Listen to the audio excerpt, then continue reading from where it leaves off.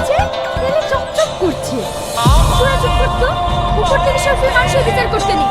ও আমাদের কলেজে সব থেকে মেধাবী ছাত্র। আর ওর চেহারাটা দেখেছিস কত সুন্দর। কি রে, তুই আবার ওর প্রেমে পড়ে গেলি নাকি? এরকম ছেলে পেলে কে এইভাবে করবে না বল? সত্যি তোর রুচি দেখে আমি অবাক হয়ে যাচ্ছি। কেন? শাহিন, কালকে নোটটা একটু দেবে?